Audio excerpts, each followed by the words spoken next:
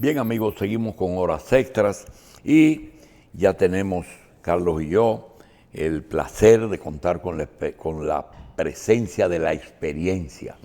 Yo creo realmente que hay mucho desperdicio con el tema este de que hay que dejar de lado la gente de antes.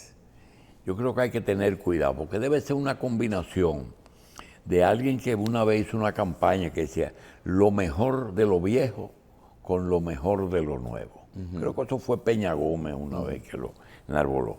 Y tenemos algunos temas que vamos a tratar con Víctor al final de estas noticias que quisiéramos en algunas oír su opinión, porque volvemos y decimos, son situaciones que hemos vivido. Por ejemplo, lo primero, la ley de protección al servicio doméstico.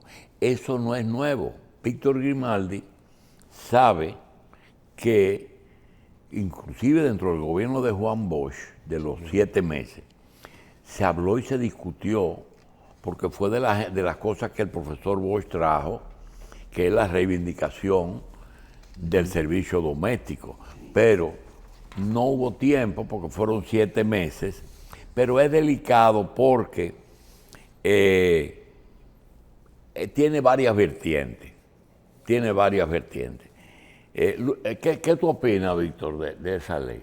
Porque tú no puedes oponer. Buenos días, doctor Racín. Buenos días, Carlos. Hola. Gracias por compartir con ustedes y con esa gran audiencia que tienen. Bueno, en el año 1963 yo tenía 13 años de edad y yo recuerdo que se hablaba de eso, ¿verdad? Yo como niño escuchaba de las críticas que le hacían al profesor Juan Bosch, que era el presidente de la República, por ese tema que usted está señalando. Ahora, yo creo que ya 60 años después prácticamente, ya el país tiene que resolver ese tema. Y a mí me parece correcto lo que ha hecho el gobierno, ¿verdad? Hacer un plan piloto. El Ministerio ¿verdad? de Trabajo, ¿verdad? Lo que hay que buscar la manera de aplicarlo lo más razonablemente, ¿verdad? Porque son personas que tienen todos sus derechos que deben ser satisfechos. Ese es mi punto de vista. Bien. Otra cosa, esta semana, el día 3 de septiembre, que fue ayer, ¿verdad? Sí. El periódico El Listín publicó esta primera plana.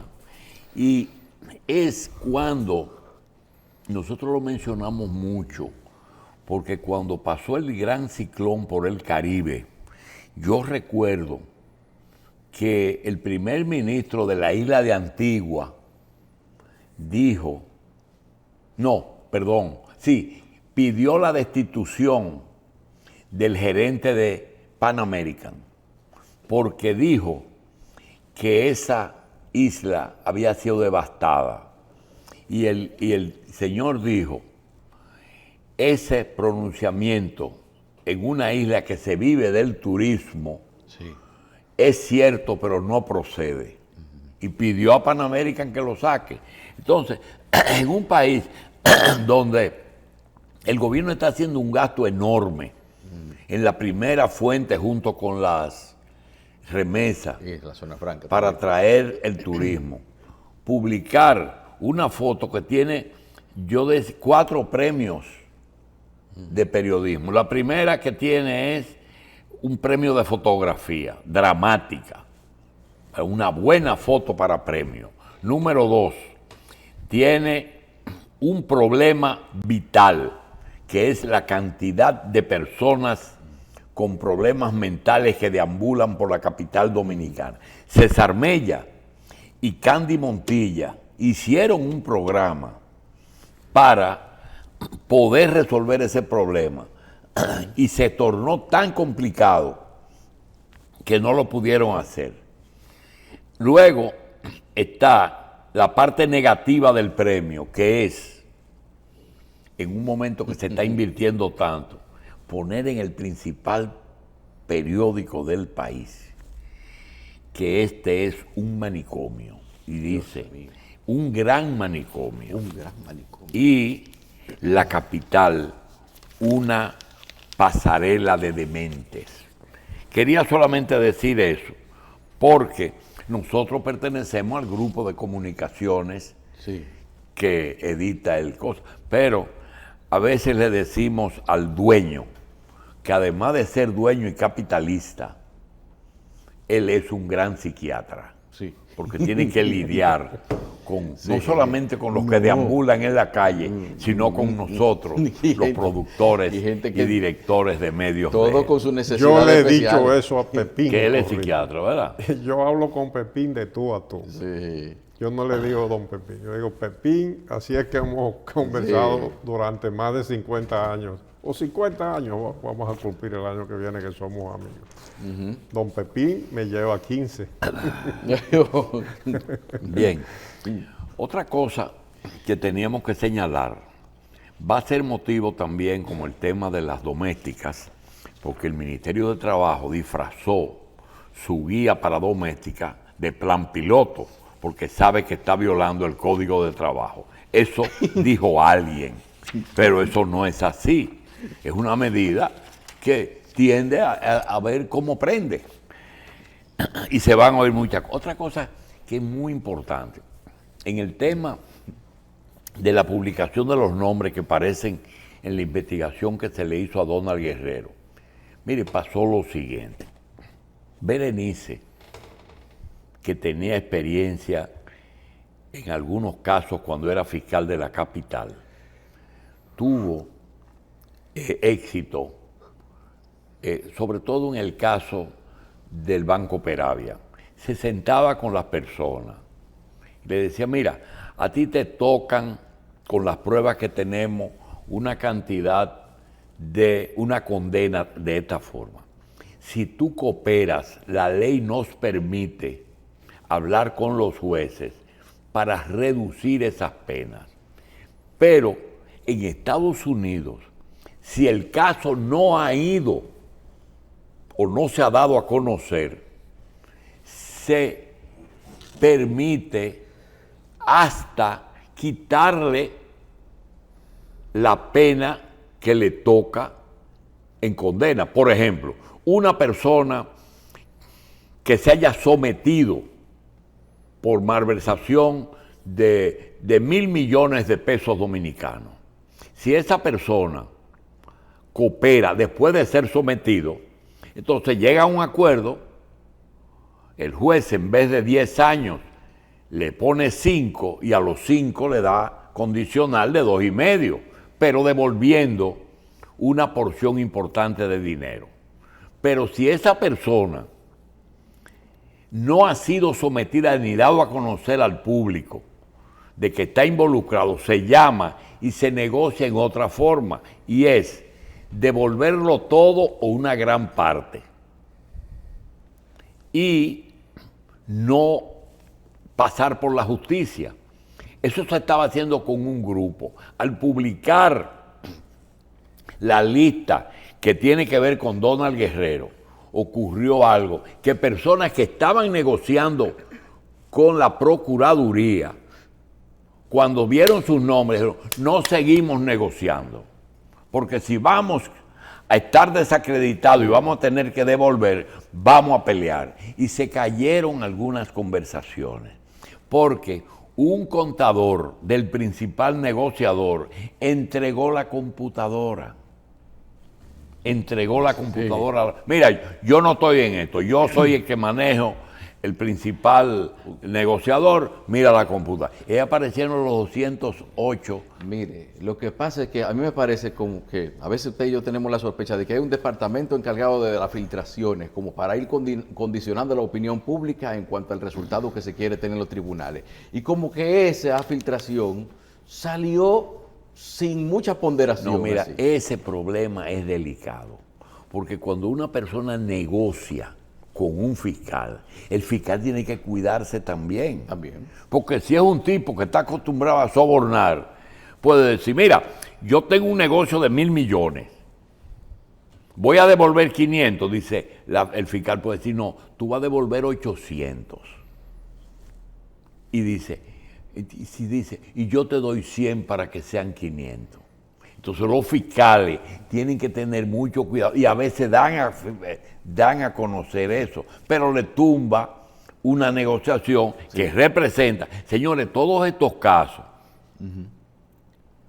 las devoluciones resuelven problemas presupuestarios. Sí. Es mucho dinero que hay pendiente. Entonces, vamos a decir que la publicación se sabe que hay procuradores adjuntos. Aquí todo el mundo sabe que hay una docena de periodistas que le filtran informaciones y son específicos. Esos periodistas que movieron el nombramiento de Miriam y de Berenice, pero ellos filtran, saben cosas antes que lo sepa la prensa. Sí. ¿Víctor? Entonces, queríamos señalar eso. Sí, Víctor tiene algo que decir con respecto a eso. Sí. Bueno, doctor, como estamos en el mundo de los negocios y en una época en que se han modernizado los negocios, ¿usted sabe cómo se evitan esos problemas? ¿Cómo? Además de con la actuación preventiva de todos los procedimientos y la actuación, naturalmente, del Ministerio Público. Pero ¿cómo se evitan esas cosas? Si son deudas que tiene el Estado con determinadas personas, por ejemplo, en este caso, que hay tierras que fueron hace tiempo expropiadas por decreto, lo correcto es que si esas deudas están registradas, se sorteen y vayan a la Bolsa de Valores. En este caso, Bien. a la Bolsa de Valores, porque antes yo recuerdo que en lo que era la Secretaría de Finanzas hace 30, 40, 50 años, había un globo donde los bonos de la deuda, la que fuera, estaban ahí entonces delante de varios testigos, se sacaban y se pagaban así. Bien. Sí. En vez de recurrir a intermediarios que compran. El que se les Estado entregue, negociaba y entregaba bonos. ¿verdad? Porque después tienen que pagar comisiones, Sí, etcétera. Y se crea un mercado de bonos, ¿eh? También. Un negocio. Se crea Eso un es lo que mercado, hay que hacer. seguro. Bien, por otra parte, quiero decir que al final del programa nosotros vamos a tener el discurso que pronunciara hace 2 o 3 días el empresario Manuel Estrella en Santiago. Y ese discurso me respondió algunas interrogantes que yo tenía. ¿Por qué en los últimos días algunos políticos están criticando a Manuel? Quiero decir que encontré la respuesta. Oyéndolo a él sobre la labor que él ha hecho en Santiago, me doy cuenta de lo siguiente. Ese grupo tradicional de los hombres que crearon el que Santiago es una fábrica de poder y es también una fábrica de desarrollo, en donde nacieron instituciones para Santiago, para el Cibao y para el país, que fueron ejemplos como la universidad, la Asociación de Desarrollo, la Zona Franca, el Plan Sierra, el Banco Popular, muchísimas cosas. Pero eran hombres que generalmente tenían, el presidente también, fuera de lo de la restauración y del 30 de marzo, tenemos también el caso de Salvador, Hipólito y Guzmán, santiagueros, y Luis se precia de santiaguero. Sí.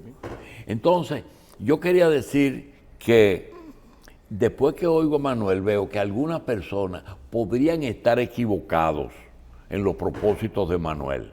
Manuel lo que necesita es lo que necesitan todos los ricos y todos los empresarios, que los países funcionen, que haya paz y que haya negocios. Porque el pobre no tiene mucho que perder. Cuando tú tienes instituciones como la del mismo, que esté endeudado con 200 o 300 millones de dólares, que lo invirtió en energía, por ejemplo, en AES, no es negocio para él que las cosas no funcionen. Cuando él tiene que se detiene su contrato con Odebrecht por la construcción de una parte, de la parte civil de la construcción civil de la planta de Catalina. No es negocio que haya problemas. Entonces, por eso es que tienen que invertir en la paz y en la tranquilidad. No es que está buscando ser presidente de la República, y algunos se equivocan. Entonces yo oigo, como el caso de ayer que tuvimos un comunicador con nosotros, que lo mencionó 4 o 5 veces, Sí. y mi querido amigo Ramón Albuquerque demostró que él lo está viendo como un competidor, pero Ramón tiene que acordarse que toda la actividad de Manuel ha sido en el sector privado y toda la actividad de Ramón ha sido en el sector público. Y eso significa que no compiten y que además que usted no tiene que hablar bonito para dirigir un país. Aunque yo creo que Ramón es de los políticos más capaces, que él mismo resalta, que la capacidad sobre todo. Yo creo que la política es eso, pero también tiene otras condiciones. Quería decir eso porque los ricos y la gente que tiene patrimonio, su negocio es que los países trabajen, funcionen y produzcan. Tienen que ayudar a los políticos a que haya estabilidad. Nosotros tenemos aquí una pandemia y una guerra, y cada 5 minutos tiene que hablar el gobernador del Banco Central sobre el crecimiento, que es así. Sí. Pero es un milagro. Un país que no produce la divisa que consume. Y nosotros estamos con luz y con muchísimos beneficios que otros países no tienen. Entonces yo quería decir eso porque en medio de todo eso se está discutiendo, por ejemplo, hoy en este momento está terminando una gran reunión del PRM que cierra, creo que una convención o algo. Hay mucho movimiento en la avenida, parece que en uno de los hoteles es que se está llevando a cabo, se terminó ya ese evento. Y quiero decir lo siguiente, hay oposición que están hablando de la reelección. Señores, miren, la reelección es mala en sí misma, pero la historia nos enseña otra cosa.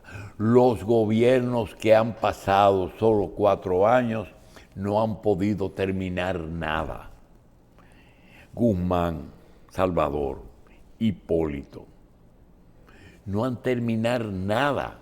Sin embargo, Lili, Trujillo, Balaguer, Leonel, Danilo, todos los que han gobernado más de 4 años, tienen una impronta, lo bueno y lo malo, pero han hecho algo que pueden aportarlo. Esto lo hicimos nosotros. Usted ha hecho una referencia a veces, Víctor, doctor, de que prácticamente este gobierno, lo que se le puede decir es que durante los 2 primeros años lo que ha hecho es administrar la crisis. El kindergarten es la primaria de los gobiernos cuando aprenden. Y entonces cuando comienzan a construir, se le acaba el tiempo. Es como dice, como nos pasa a los viejos, Sí. cuando adquirimos experiencia, se nos acaba la vida. La idea de la no reelección, doctor, viene en la génesis, en la formación del Partido Revolucionario Dominicano, porque estaba influido en ese momento por Por la una no consigna reelección. que varios, de México, la No no reelección.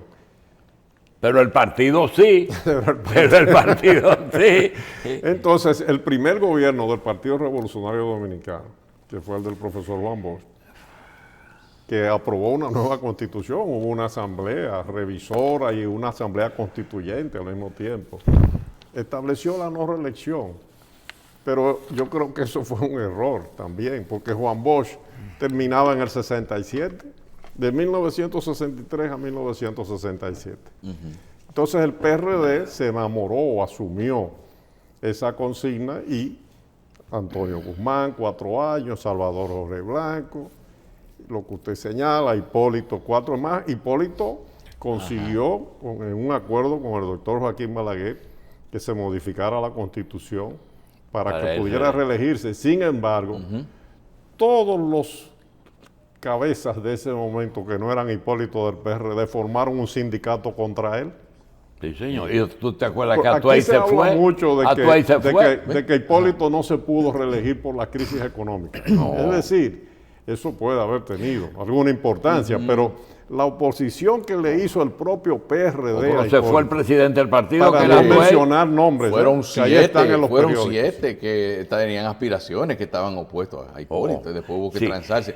Venga acá, pero una ñapita, como le dice. Sí. Y en los 7 meses de Juan Bosch, ¿había alguien diciendo dentro de ese partido, el que sigue soy yo?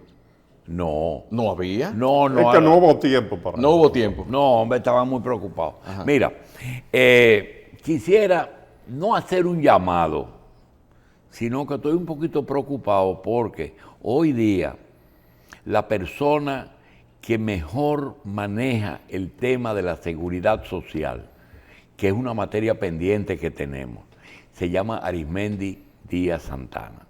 Arismendi, soy amigo de él desde hace muchos años. Fui editor de uno de sus libros y quizás no acepte una invitación porque luego he tenido diferencias con un hermano que él quiere mucho y aprecia, pero son diferencias de criterio, de forma, que es con Juan Bolívar. Claro. Y yo quisiera pedirle a Arismendi que aquí o en cualquier programa de mucha audiencia se decida, porque todos los días él produce una información valiosísima. Por ejemplo, hoy dice, nada más el titular, porque el trabajo es largo, dice, los pobres y la clase media serían perjudicados si el Estado tiene el control de la seguridad social.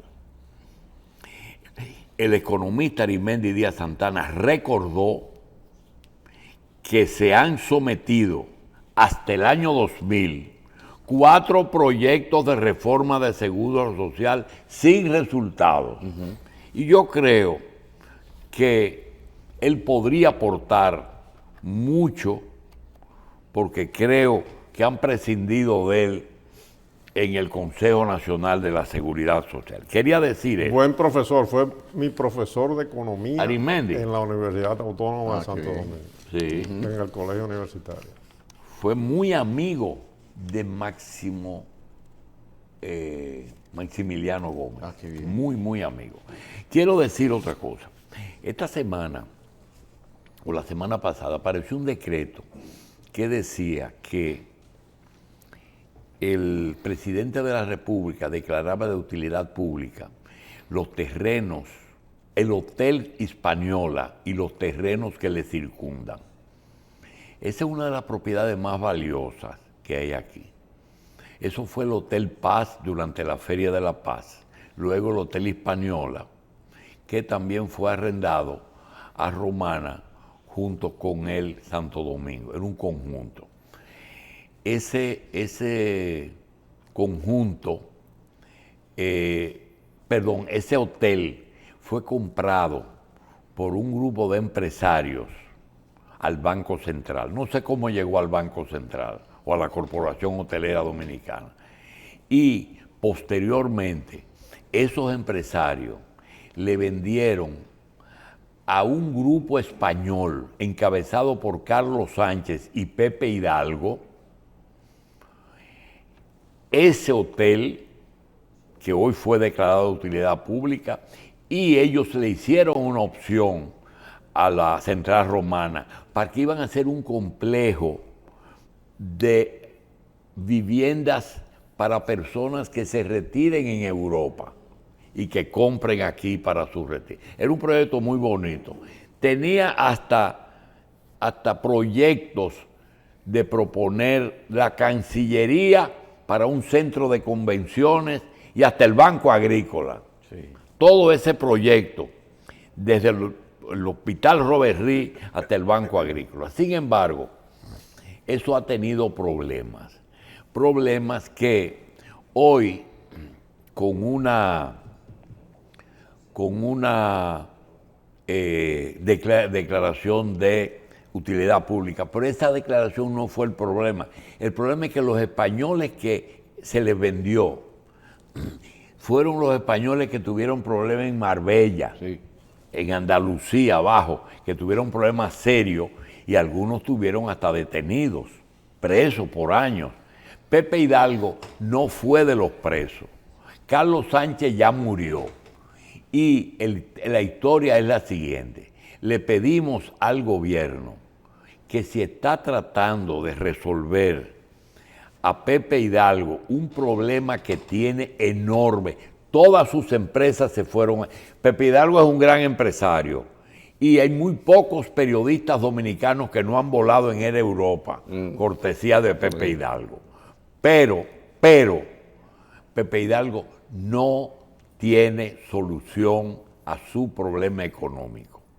Tiene inversiones turísticas, tiene hoteles, tiene casinos, tiene ese proyecto, tiene Air Europa que le vendió 1% a Iberia, pero no hay forma de que pueda sobrevivir. Son de esos arreglos que parece que él piensa que con esa declaración de utilidad pública, él puede capitalizarse. Eso es una tontería frente a los dineros que él debe. Y el gobierno no hace nada con eso y tiene que esperar un litigio enorme que hay, porque ahí hay un problema grandísimo, aquí y allá. Entonces yo les recomiendo que a veces un hombre bueno, un hombre que ha ayudado, un hombre que se viajaba, el turismo le debe muchísimos favores, pero no tiene solución el problema de él.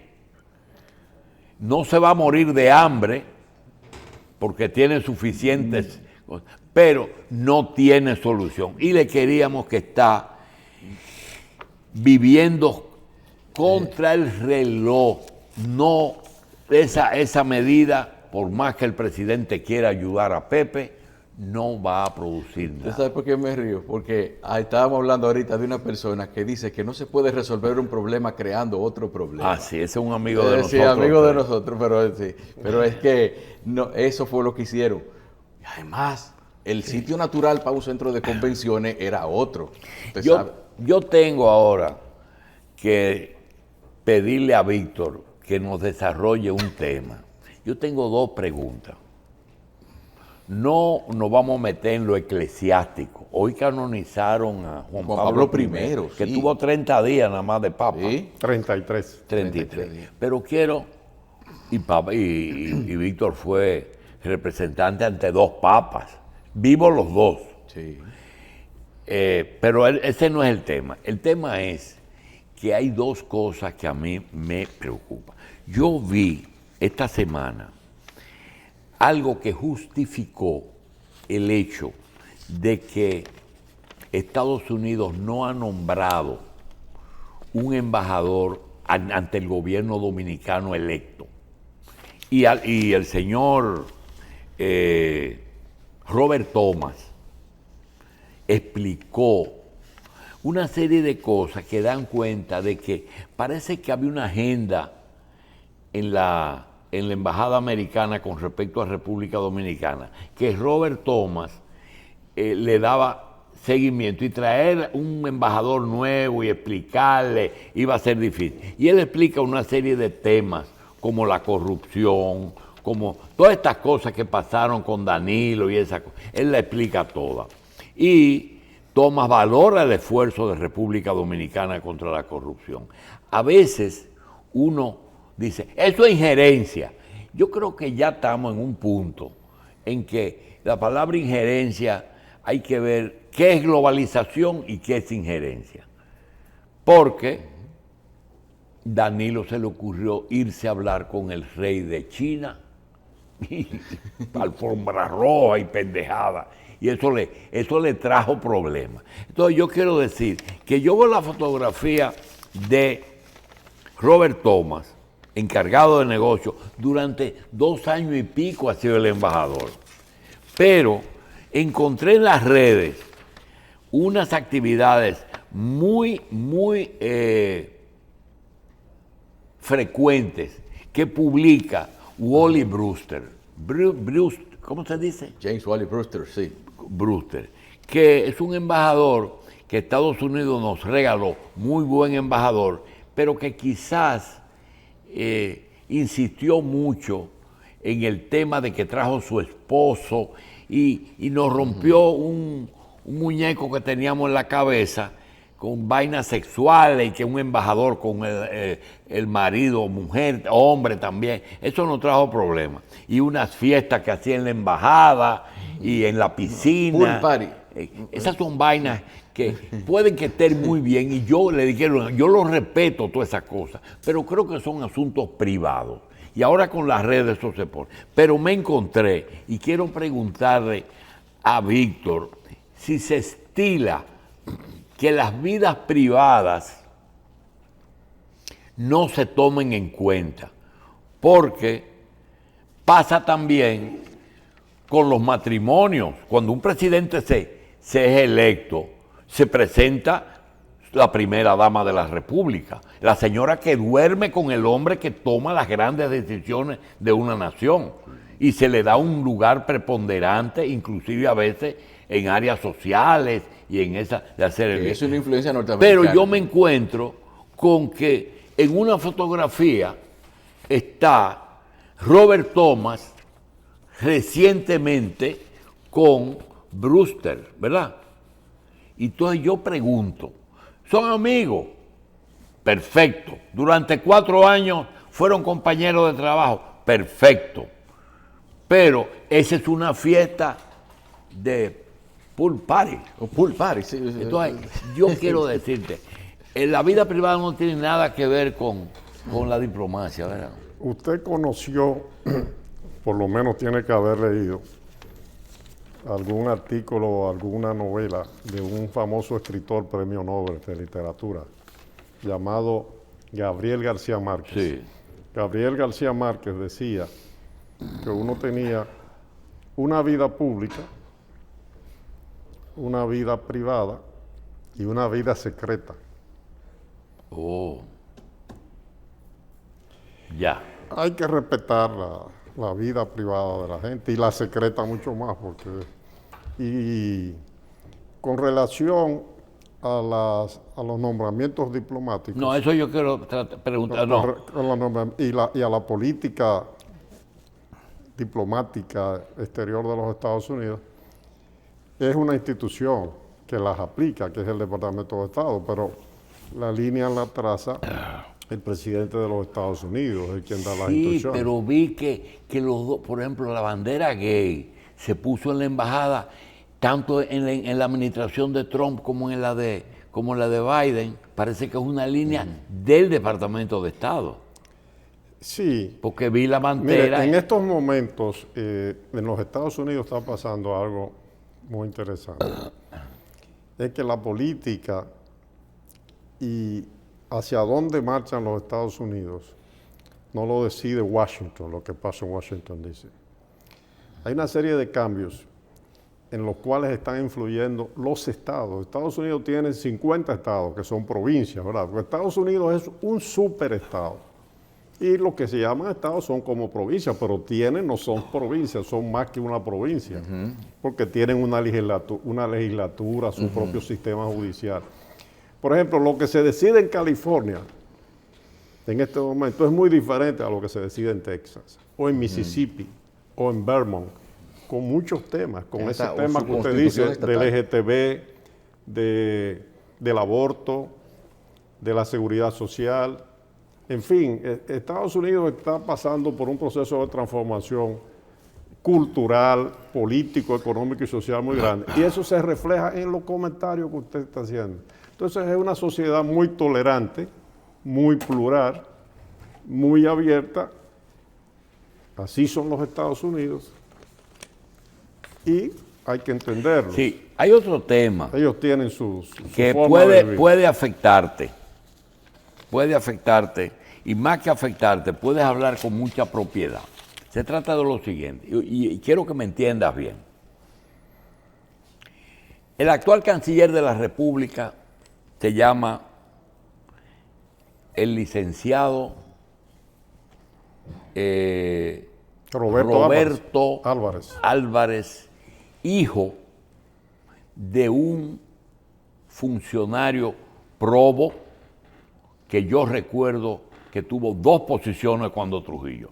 Fue rector de la universidad y fue canciller de la República. Se trata de Ambrosio Álvarez Aybar. Y fue juez también, perteneció a la Suprema. Roberto Álvarez pertenece a la primera promoción de graduados en diplomacia de la Universidad Pedro Enrique Sureña. El primer grupo que había un amigo apellido Rodríguez, una cuñada apellido Ruiz Oleaga, que fueron de esa primera promoción. Se fue y sirvió mucho tiempo en la oficina de la Organización de Estados Americanos de la República Dominicana en Washington. No, él estuvo primero trabajando en la Organización de Estados Americanos, en la OEA, mucho tiempo. Cuando él va ya a la oficina de la Embajada Dominicana es como jefe de misión. Bien. Que lo nombra el presidente Leonel Fernández, pero tuvo poco tiempo, eso fue muy poco tiempo. Quiero decir que Roberto es diplomático, hijo de diplomáticos, y ahora llega al cargo por ser diplomático, pero hay un componente, fue coordinador, uno de los 4 coordinadores de participación ciudadana, en que participación aportó media docena de funcionarios importantes, dentro de ellos el canciller. Ese es un tema. Otro tema. Trujillo tenía un hermano que se llamaba Virgilio Trujillo. Virgilio Trujillo no se conocía mucho en el país, pero era inspector de embajadas. Durante casi 30 años, Virgilio Trujillo fue inspector de embajadas. Porque decían que Rafael Leonidas Trujillo Molina, el que fue el jefe, tenía diferencias con él políticas y por eso vivió fuera siempre. Muy bien. Porque Virgilio era muy simpático. Fue también diplomático, siempre, independientemente de sus andanzas, Porfirio Rubirosa. ¿Verdad? Fueron esas personas, cuando muere Trujillo, ninguno de los dos, nadie se le ocurre decir que son diplomáticos de carrera. Pero no importa. Balaguer en el 66 gana. Y recuerdo que hay 2 personas que fueron funcionarios de Trujillo y en alguna forma fueron diplomáticos en algún momento, que fue el único hombre que Trujillo le permitió usar el bicornio, que fue a Anselmo Paulino Álvarez, y Balaguer lo nombró embajador en España. Y uno de los Herrera Báez, que el hijo de don Porfirio Herrera Báez, lo nombró en una embajada. Y alegó Balaguer que eso eran diplomáticos de carrera. No fueron personas señaladas como esbirros y manipuladores, porque Balaguer siempre ha tratado de ser la parte buena de Trujillo. Termino. Ahora resulta que cuando una persona, por ejemplo un grupo de reformistas que Balaguer nombró en Centroamérica, tuvieron 10 o 15 años en esos cargos y por un nombramiento político se hicieron diplomáticos de carrera, pero por un nombramiento político. Por ejemplo, Luis José González Sánchez. Luis José González Sánchez estuvo en Nicaragua y en otros países en Centroamérica muchísimos años. Héctor Pereira Ariza estuvo en Perú y en Panamá más de 10 años. Entonces, yo quiero saber por qué la gente de Leonel, 20 años, el PLD, 20 años y 12 años Leonel con 8 de Danilo. El caso de Víctor, casi 12 años. en el servicio diplomático, ¿por qué no es diplomático de carrera? Sí, permítame explicarle. Es que si usted ve y analiza, usted que habló de los Estados Unidos, la administración pública en los Estados Unidos, también los funcionarios tienen partidos. Y si ingresaron en un momento determinado y después se acogieron a las normas, a los reglamentos de la carrera administrativa X, no estamos hablando de la diplomacia, en el caso ya son de carrera, es decir, eso no quita que sean o no de cualquier partido. Ahora, no ha habido una incorporación indiscriminada también. Pero yo, perdona, pero para que lo incluya ahí. Ayer yo tuve al embajador de Guatemala aquí y lo primero que me dijo, porque un currículum precioso, y me dijo, yo soy diplomático a la carrera. Sí, porque ese es un relajo de cuando un diplomático llega por razones políticas, entonces le dicen a la carrera. Y aquí han venido muchos que son a la carrera de Estados Unidos, ¿eh? Correcto. Una persona que era demócrata. Porque hay siempre una cuota de nombramiento político. Ya. Pero es que, déjeme explicar lo siguiente, doctor. La primera ley del servicio exterior aquí se aprobó en el año 57 aproximadamente, 58, en el gobierno de Trujillo. De Héctor Bienvenido Trujillo Molina, cuando el doctor Joaquín Balaguer era vicepresidente de la República. Esa era la ley estructural de todo el servicio exterior hasta el otro día. Me dirán que no, que la del 1964, el triunvirato, es que la del 64 simplemente le hizo ligeras modificaciones a la ley del servicio exterior de la época de Trujillo. Eso estuvo vigente hasta el año 2016.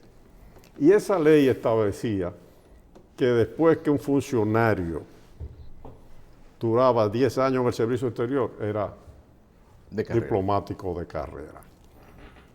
Entonces, eso es lo que ha reclamado muchos, no todos, eso es lo que se ha reclamado. En el caso particular mío, yo me acogí a esa ley, a la anterior. Entonces, la ley tiene efecto, no tiene efecto retroactivo, la nueva ley, no pueden decir... ¿Y por qué hay fallos con No respecto pueden a decir eso? que según la nueva ley, no. Es que en el caso mío, yo me acogí y yo fui evaluado. Y por eso se me incluyó finalmente en la resolución que emitió el Ministerio de Administración Pública. En aquella resolución, le voy a decir cuál es, la 136 del 2020. Mire lo que pasó. 2 o 3 días o unas semanas después, el Ministerio de Administración Pública, a solicitud del Ministerio de Relaciones Exteriores, consideró lesiva esa resolución porque se incluyeron 57. Ellos lo llevaron al Tribunal Superior Administrativo. Y en julio del año pasado, 2 juezas le dieron la razón solamente a 3. Y un juez del Tribunal Superior Administrativo decía que no, que todos tenían que ser incluidos y que se rechazara lo que había propuesto tanto Cancillería como el Ministerio de Administración Pública. Pasó el tiempo y de repente, en mayo pasado, el señor canciller, en coordinación con el MAC, con el Ministerio de Administración, echó todo para atrás y aceptó que 47 de los 57 ya podían ser incorporados a la carrera. Lo que quiere decir que la resolución 136 del Ministerio de Administración Pública del 2020 era válida y no era lesiva.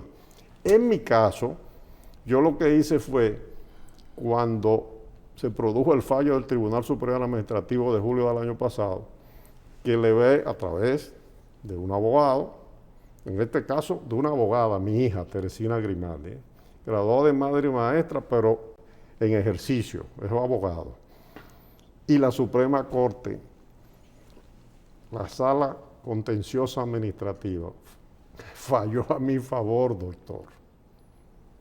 Y esos, ahora, recientemente de incorporación. Y envió de nuevo el expediente al Tribunal Superior Muy bien, Administrativo. pero esos fallos que benefician la carrera de un grupo, incluyendo la suya, obliga a los gobiernos y a la Cancillería a incorporar al cuerpo diplomático a ese grupo, o es una opción que tiene el gobierno? El gobierno, a través del señor canciller, de acuerdo con el Ministerio de Administración Pública, reconsideró la actitud que había adoptado e incorporó a 47, le mandó una correspondencia a todos, a ver, ya lo vamos a aceptar.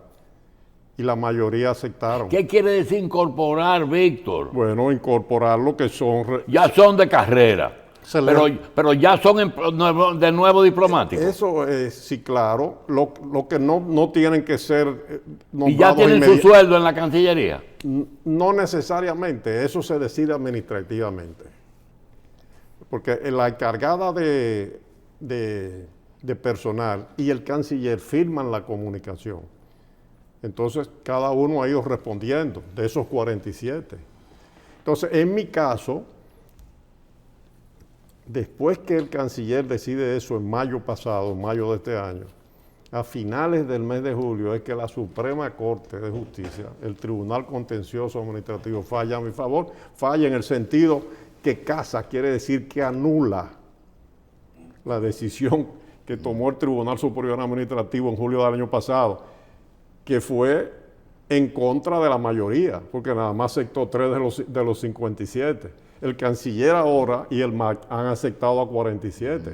Entonces, es un derecho que uno adquiere por su trabajo. Eso es como la carrera militar, como la carrera policial, como cualquier función pública. Hay una ley, la ley de la función pública, hay una serie de reglamentos. En mi caso se alegó que yo no tenía los 10 años según la nueva ley, pero es que a mí no se me aplicaba la nueva ley, era la anterior. Después también que no me había evaluado un comité o el encargado de la carrera en la Cancillería, pero yo deposité a tiempo todos mis documentos, tienen tiempo de evaluarlos, todos los deposité a tiempo. ¿Y qué otros diplomáticos han estado, qué otros han estado más de 10 años en una sola embajada como la suya en el Vaticano? Muy poco, ¿verdad? Bueno, Mario Albelo tiene 20 años en la FAO, el hijo de Alvarito. 20 años. 20 años en la FAO, en Roma. Ya. En la Organización para la Alimentación y la Agricultura, 20 años. Y hay otros que han estado más. Pero en el Vaticano. Bueno, en el Vaticano, hasta donde yo sé, continuamente, Sí. en años acumulados yo. Hubo un embajador, Tulio Franco, Que tuvo que varias estuvo en veces. 3 ocasiones, pero en diferentes momentos. Sí. Pero el que ha estado más tiempo continuamente. En Roma, en el Vaticano. Y el Vaticano es un centro de diplomacia internacional importantísimo.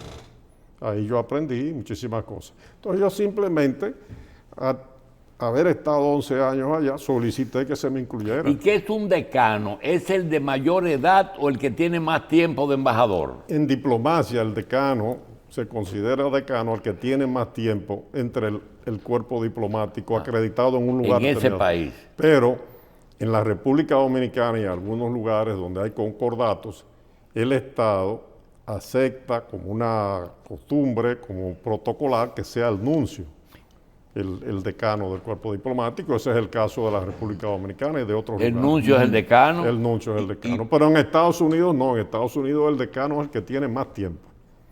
En Sí, ese país. El embajador que tiene más tiempo acreditado en la ciudad de Washington hasta el ante Y el ese gobierno grupo, federal. hoy ya, ¿cuántos hay incorporados? Los primeros y los otros. ¿Hay más de 50? O eran 57 inicialmente. ¿Y ahora hay cuántos? Y dijeron, o el recurso que sometió la Cancillería del MAT era de que era lesivo esa resolución de incluir todo ese grupo. Ya hay 47, doctor. Y para considerarse de carrera, ¿se pueden conmutar el tiempo en el servicio diplomático, aunque sean diferentes posiciones? Que puede un ministro, no solo siendo embajador, sino como ministro consejero, después ascender. Pero hay además una serie de requisitos y normas por las que hay que pasar, una evaluación que hay que hacer. A mí me la hizo la evaluación el viceministro de relaciones bilaterales y yo la presenté a la Cancillería junto con toda la documentación. Víctor, esa modalidad de que tenemos media docena de periodistas, embajadores por muchos años, o algunos no son embajadores, han sido cónsules, han sido embajadores. Esa es una modalidad que se usa otras naciones de retirarse el periodista en el cuerpo diplomático. No, en mi caso particular, para no generalizar, yo siempre tuve esa vocación. A mí en el año 1977, el presidente Joaquín Balaguer me ofreció, me mandó a buscar a través del canciller, que era Ramón Emilio Jiménez Hijo, y de la vicecanciller Liselo Martí. Yo me reuní con ellos dos en la Cancillería, que el presidente quería que yo fuera diplomático y que me ofrecía para comenzar embajador en la Cancillería, encargado de prensa para empezar. Y yo tenía 27 años ya con el grado de embajador. Después, yo nunca pensé en ser embajador. Quien se inventa lo de embajador es Juan Bosch, que me dijo, tú vas a ser mi embajador en Washington. Eso me lo dijo en 1989. Por eso, cuando el doctor Leonel Fernández gana las elecciones en el 1996, yo en ese momento era Contralor General. Y el de Bosch en los 7 meses fue Enriquillo de Rosario Ceballos. Enriquillo de Rosario Ceballos fue embajador ante la OEA. ¿Y quién fue el embajador de Bosch en Washington? Primero fue Freites. Fue Freites. Andrés Freites. Andrés Freites, que ya venía del Consejo de Estado, Juan Bosch lo dejó, pero Freites no quiso seguir, aunque él se llevaba muy bien con don Juan. Yo hablé una vez con don Freites sobre ese tema, pero fue finalmente el embajador quedó siendo Héctor García Godoy. Ah, Héctor García Godoy. Sí, fue el que fue embajador después. Y Héctor García Godoy cuando la revolución estaba en Londres, ¿verdad? No, antes de eso, él fue embajador en Londres. No, en ese momento no estaba, creo que en ningún lugar. Él había sido embajador en Washington. Pues le decía que como el doctor Leonel Fernández sabía que Juan Bosch se había inventado eso, de yo ser embajador en Washington, yo era Contralor General de la República el día que él fue juramentado como presidente. En el Te Deum, en la catedral, me dijo, Víctor, yo quiero hablar contigo.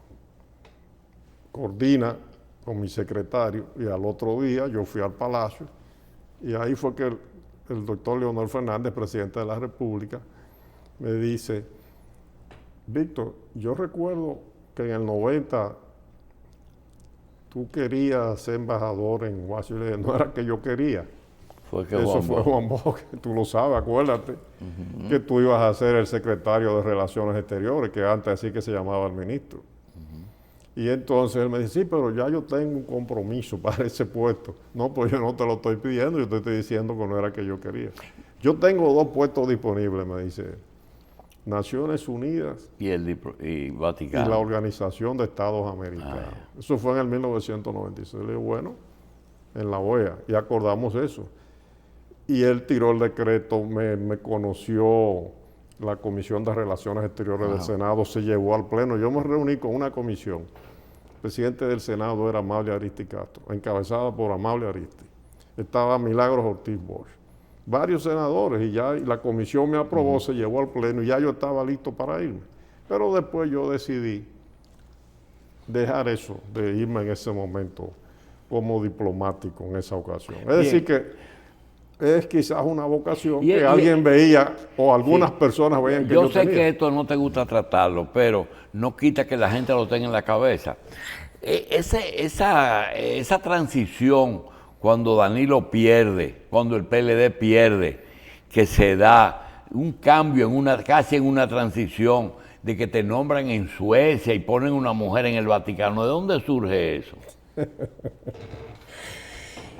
A mí me llamó Flavio Darío Espinar, el amigo Flavio consultor Darío, jurídico. Que era consultor jurídico, que por cierto, como yo no fui de embajador en el 1996 a la OEA, quien fue designado entonces fue Flavio Darío, fue el embajador en la OEA. Y después fue embajador en Washington cuando Leonel volvió en el 2004, embajador en Washington ante la Casa Blanca. Me llama Flavio Darío y me dice, me escribió un email. Digo, Flavio Darío escribiéndome un email. Somos amigos, ¿verdad? Sí. pero es raro porque nunca me escribió. Algo hay ahí. Eso fue un mes después del conflicto interno que hubo en el PLD. Usted deberá recordar que usted un día me llamó a mí, cuando se produjo el conflicto interno en octubre, y usted me dijo, fulano de tal, para no mencionar un nombre, tiene los nombres de 23 periodistas, no, periodistas no, embajadores, usted me dijo, que estuvieron aquí haciendo campaña. Y le dije, pues mira, Julito, yo no me siento por aludido porque yo no estaba allá haciendo campaña, yo fui simplemente como voy en el otoño de vacaciones. Y yo no voy a llamar a fulano. Al mes siguiente, fíjese cómo son las coincidencias, me llama Flavio Darío. Y me dice, el presidente te mandó a decir que él tiene hace tiempo un compromiso con esa embajada y que él te ofrece Perú o la India. Y yo le dije, Fabio Darío, ven acá, ahora que está terminando el gobierno, van a cambiarme a mí como embajador ante la Santa Sede, porque él ya no... Pero yo acepto lo que decide el presidente. Ahora, Perú o la India. No. Dile al presidente que me ofrezca Argentina. Yo conozco al equipo que está ahora gobernando en Argentina. Ya se había producido el cambio. La gente vinculada al Papa, que viajaba allá. Bien, bueno, yo voy a hablar con él. Al otro día fue por WhatsApp que me escribió. Me dijo, Víctor, el presidente te ofrece Suecia. Y dije, bueno, Suecia. Y así fue. Se inició el trámite, ¿verdad? Y en la primera semana de enero salió el decreto nombrando una nueva embajadora. Esa es la historia, ¿verdad? Así, no sé cuál es el fondo ni el trasfondo. Quizá usted la conoce, lo conoce mejor. No sabe nada de eso. Yo sé que influyó en la nombramiento de esa persona el obispo de la capital. Es lo único que yo sé. Pero aquí hay varios obispos en la capital. No, el de Osoria. Ah, usted dice el arzobispo. Sí, el arzobispo. No tengo pruebas realmente. No, yo tengo información de que ella fue que gestionó ese nombramiento.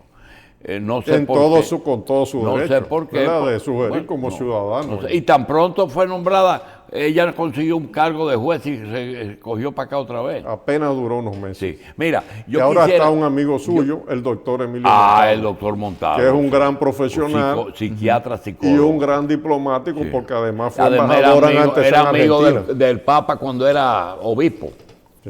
Sí, lo conoció en Argentina. Sí, ese asunto, igual que el presidente de Argentina, usted lo conoció porque fue a saludar. Pero hay que tener cuidado con eso, de cuando alguien dice que es amigo de alguien y del Papa. Le voy a decir por qué. Porque allá se apareció de embajador un señor que había sido diplomático, incluso de carrera, pero estaba retirado y parece que consiguió con el presidente Mauricio Macri que lo nombraran. Se apareció allá, tuvo 2 años. Él decía que había sido alumno del Papa, que todo. Y puede ser cierto, y yo creo que sí. Pero usted no puede venderle nunca a un jefe de Estado a la idea de que usted es amigo de esa persona y que lo va a convencer de hacer lo que usted diga. No. Por ejemplo, con eso sobre todo, de que el Papa va a ir a Argentina porque yo fui alumno de él y lo conozco. Yo soy que lo voy a convencer. No, un viaje es un viaje. Eso es un viaje de un Papa. Ni a la República Dominicana, ni a México, ni a ningún país. El Papa no viaja por amistad. El Papa es un líder religioso y un líder político, además, jefe de Estado. Bien, yo quisiera pedirte que me dé una ñapita, porque conseguiste todos los días difícil. Víctor, tú sabes que ya están establecidas las candidaturas sólidas, 2 candidaturas sólidas para el 24. Una, Leonel Fernández, y 2, el presidente de la República. Se da por descontado que a los presidentes les es más fácil reelegirse por las facilidades, pero en este momento que hay crisis es difícil. Realmente, el candidato del PLD que falta todavía, ¿tú piensas que puede entrar en competencia con esos 2? Yo le voy a hacer un razonamiento a usted. ¿Cuántos precandidatos hay, Carlos y el doctor Jacín, para esta prueba que se va a hacer el mes próximo, ahora mismo? ¿Cuántos son? 5. En el Partido de la Liberación Dominicana. 5. Son 6, 3 mujeres y 3 hombres. Sí, sí. Abel Martínez. Vamos a empezar por las mujeres. Margarita Cedeño. Domínguez Brito. No, las mujeres primero. Margarita Maritza. Cedeño. Maritza. Marixa, ¿verdad? Karen. Que fue secretaria de Estado de Trabajo. Y Karen Ricardo. Los hombres. Luis de León, Francisco Domínguez Brito y Abel Martínez. 6. Doctor, fíjese en la brecha que abrió la Junta Central Electoral con el comunicado que publicó que dijo que esa consulta no es vinculante. ¿Por qué? La Junta no lo hizo con esa intención, pero hay cosas que suceden que dan la oportunidad y crean una coyuntura para que se busque después otra salida. ¿Y qué es lo que dijo? La consulta del 16 de octubre va a dar una idea de la popularidad de estas 6 personas. Doctor, pero se ha abierto una brecha. La Junta advirtió, no son vinculantes. Ahora, ¿qué quiere decir eso, doctor? Que el panorama político y las fuerzas políticas que interactúan, la situación del país, la situación internacional, crean una dinámica que todo lo que se haga con esa consulta de repente se puede fumar. Y si aparecen 6 potenciales candidatos, más que no son ellos, después de esa coyuntura, yo le voy a mencionar 4, Sí. y usted me puede agregar Sí. 2, que podían ser candidatos del PLD. Leonel Fernández, Sí. Luis Abinader, Sí. Danilo Medina Sí, y sí. Gonzalo, También. más 2 más. Usted no sabe que aquí se puede crear una coyuntura con esa, basándose en esa advertencia que ha hecho la Junta Central De que Electoral. Es eso decir, la queda- coyuntura se crea queda por en el otras aire. razones, pero ya con esa aclaración que hizo la Junta Central Electoral, es posible que sea una de esas 6 personas, de una de esas 3 mujeres, o esos 3 hombres, que es muy probable, pero también puede suceder que un cambio en la situación política nacional e internacional determine o que Leonel, o que Luis Abinader, o que Danilo Medina, o que Gonzalo, o 2 desconocidos puedan ser una mujer o un hombre que no están mencionados los candidatos. Pero bueno, no sabe. Porque los Usted ha resultados, hablado- los resultados de esa de eso que van a hacer, que dejen en el aire, deja abierto eso. Y algún PRMista, doctor, También. puede decir, oh, pero Grimaldi está loco. ¿De cómo nosotros vamos? Oye, yo le dije en Roma, hace 4 años, a mi sobrina postiza, que yo le digo así a ella, aunque ella no me conoce muy bien porque no me ha tratado mucho, pues se lo dije delante de su papá y su mamá, a Faride Rasul. Ellos fueron en Roma, yo los llevé a visitar al Papa, saludaron, etc. Pues Tony y yo somos amigos de infancia. Y usted ha pensado, porque con la poca madurez política que tenía en ese momento, Sí. ya ha madurado más. ¿Usted no ha pensado en la posibilidad de que en el 2020 sean necesarias alianzas importantes para que su partido pueda llegar al poder? Algo así le dije. O para que lo... Y mírelo ahí, doctor. Fue Usted ha hablado necesaria de una gran alianza. de esa alianza que se dio Sí. hace 2 años. Sin esa gran alianza táctica, directa, indirecta. Y ahora es la misma situación, se necesita alianza. No es la misma situación exacta, pero la dinámica de la política y además la situación internacional puede determinar que haya cosas imprevistas. Bien. Entonces yo le digo eso. Ahora son esos 6. Quizás es uno, una de esas mujeres de las 3, uno de esos hombres. Pero quién sabe si con esa advertencia De que no es vinculante. que ha hecho la Junta Central Electoral, con los cambios que se pueden presentar en el panorama político, determinan que el candidato del PLD no sea ninguno de esos. Bien. Vamos a una pausa.